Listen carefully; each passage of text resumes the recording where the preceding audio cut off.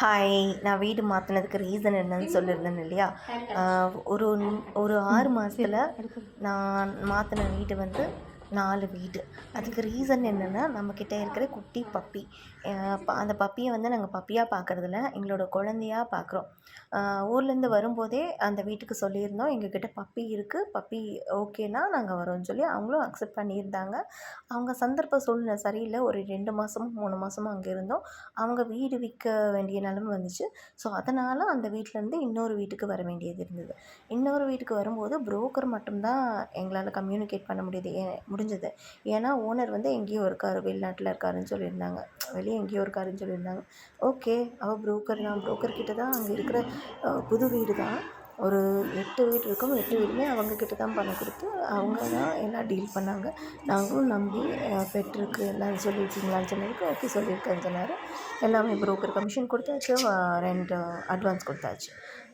அந்த வீட்டுக்கும் போயாச்சு. எதிர்பாராத விதமாக 3 நாளில் 3வது நாள் வந்து அந்த வீட்டோட ஓனர் வராரு. வீட்டோட ஓனர் வந்த உடனே எங்கள் வீட்டோட பப்பியை பார்த்த உடனே உங்ககிட்ட பப்பி இருக்கா, இதெல்லாம் வேலைக்கு ஆகாதுமா, எங்கள் வீடை காலி பண்ணுங்கன்னு சொல்லிட்டாங்க. எங்களுக்கு என்ன பண்ணுறதுன்னே தெரியல.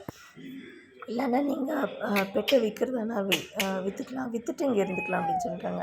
அவங்க அந்த பப்பி அது பப்பி வச்சுருக்கவங்களுக்கு தான் புரியும்.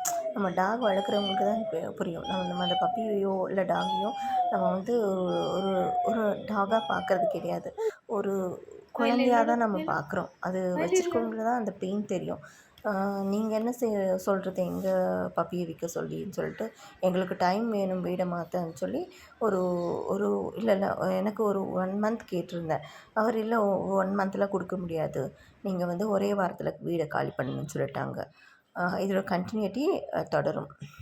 தொடரும்னு சொல்லியிருந்தேன். இப்போவே கம்ப்ளீட் பண்ணிக்கலாம். அதுக்கப்புறம் என்ன ஆச்சுன்னா, ஒரு வாரம் தானே, ஒரு வாரத்தில் எப்படி வீடு தேடுறது, புரோக்கர் நடுவில் இருந்து நம்மளை கன்ஃப்யூஸ் பண்ணுறாரு. இனிமேல் வந்து ஃபேஸ் டு ஃபேஸ் ஓனர்கிட்ட தான் பேசணும், ஓனர் எதுவானாலும் ஓனர்கிட்ட தான் பேசணும், அந்த முடிவோடு இருந்தோம்.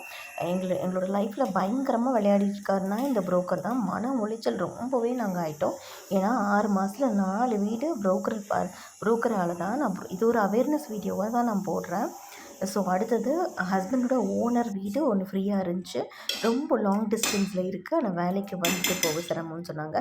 பரவாயில்லன்னு சொல்லி அந்த வீட்டிலேருந்து இம்மீடியட்டாக காலி பண்ணிவிட்டு ஒரு வாரம் டைம் பண்ணி கொடுத்துருந்தாரு. வேண்டான்னு சொல்லிட்டு நாங்கள் 3 டேஸ்லேயே காலி பண்ணிவிட்டு ஹஸ்பண்டோட ஓனர் வீட்டுக்கு போயாச்சு. அங்கேருந்து வேலைக்கு வந்துட்டு போக ரொம்பவே சிரமமாக இருந்துச்சு. அதுக்கப்புறம் நாங்களாக வீடு தேடி, புரோக்கர் இல்லாமல் வண்டியில் டெய்லி போய் நாங்களாக வீடு தேடி இந்த 4th வீடை கண்டுபிடிச்சிருக்கோம். கம்யூனிகேட் பண்ணிக்கிட்டோம் டேரெக்டாக. இது தான் இப்படி தான் இருக்குது, எங்ககிட்ட பப்பி இருக்குது, ஓகேனா வரோன்னு சொல்லி கம்யூனிகேட் பண்ணி கமிஷன் கொடுத்தா கூட பரவாயில்லைங்க.